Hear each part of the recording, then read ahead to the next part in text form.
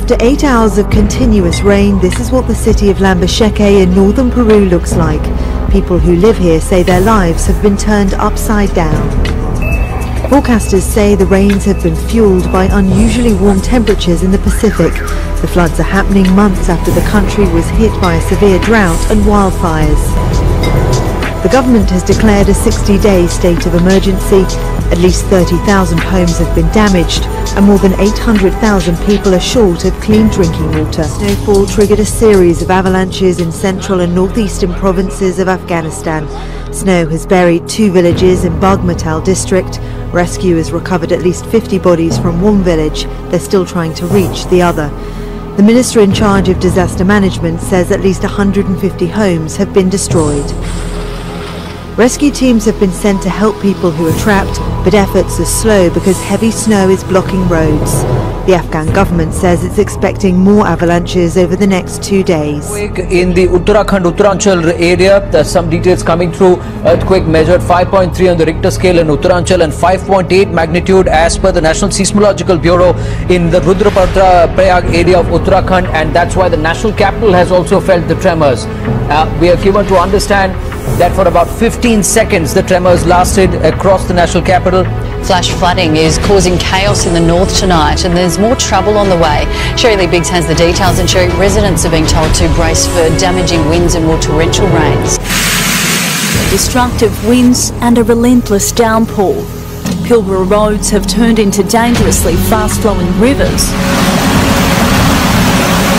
Suburban streets becoming floodways.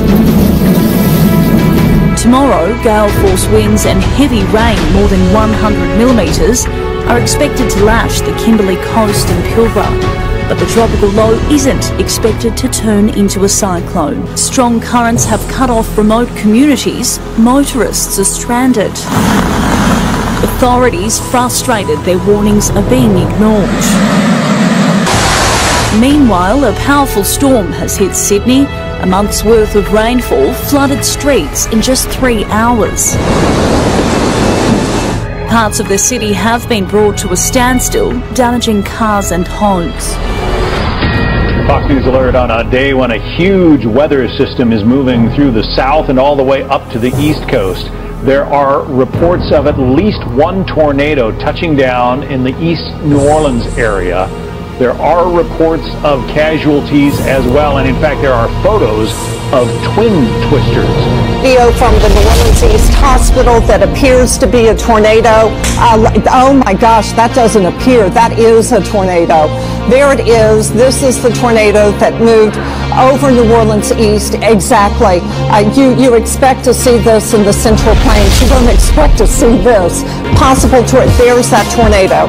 This is in Madisonville. You can see first the funnel, and then you can see the dam. Oh my gosh, you can see that damage with debris flying in the air. Her dog was home alone. You can see the walls of her home have been ripped off. There's a heavy amount of damage here on Redwood Street. And you can see that some houses were completely untouched, very minimal damage. Good evening. Perth has been hit by a once-in-a-century weather event, bringing the second wettest day on record. Tonight it's also triggered an evacuation alert to our northeast. The city was drenched by more than 100 millimetres of rain in 24 hours, flooding roads and homes and causing traffic chaos. Tonight there's a developing emergency in Northern, where the Avon River is in danger of bursting its banks and flooding homes. An urgent flood alert is also out for the Swan River tonight, with levels expected to rise rapidly in the coming 24 hours. It's on the back of those record-breaking rains that washed out homes, flooded roads and put cars underwater across the city. A series of landslides have killed at least 12 people on the Indonesian island of Bali. Torrential rain swept through the area, burying homes and villages. Heavy rainfall is expected to continue through the weekend. The National Disaster Agency says people have been evacuated and others have been warned to stay away.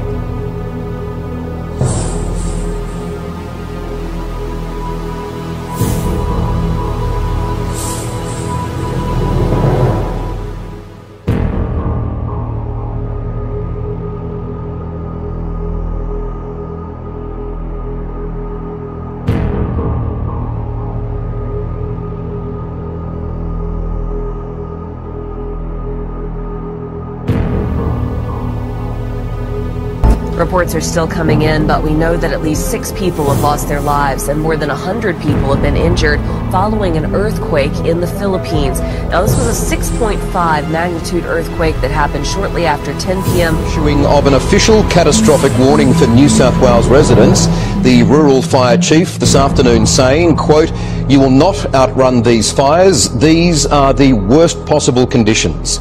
This came after we hit record temperatures of 46.9 in Penrith and 46.8 in Richmond, but regionally, bushfires are the grave concern.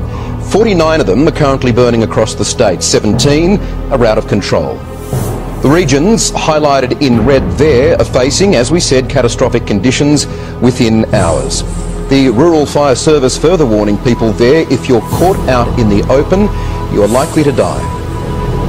At Orange, in 40-degree heat, firefighters battle a blaze in a wrecking yard, trying quickly to stop it spreading, as here and across New South Wales, thousands more are on standby, preparing for the unprecedented.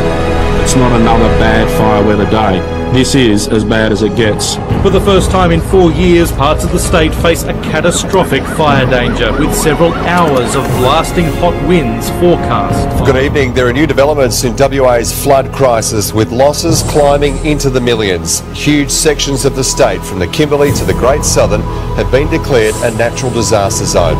The floods have hit farmers hard. Some, including grape growers, have lost an entire harvest, much of it still underwater. Overnight, at least 2 people are dead in a powerful storm that's battering central and southern California. In some places, as much as 8 inches of rain fell in less than 24 hours, triggering mudslides and flooding several roads and highways.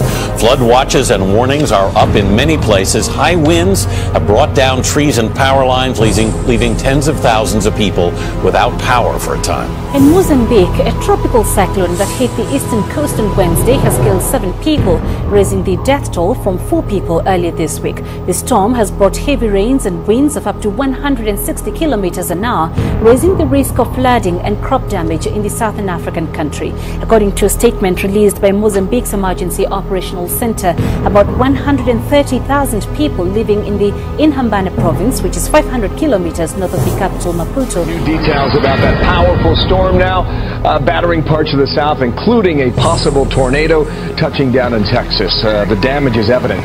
Casey Stiegel's on that live in our newsroom in Dallas. And what happened there, Casey? Well, Bill, the National Weather Service is telling us that it was a possible tornado that touched down not only in one part of San Antonio, but in and around various parts of the city. Happened in the overnight hours. We know that's dangerous while many people are sleeping. Emergency officials say more than 150 homes have been damaged, but so far no reports of any serious injuries. This as record rain also hammered the area, causing some flooding issues.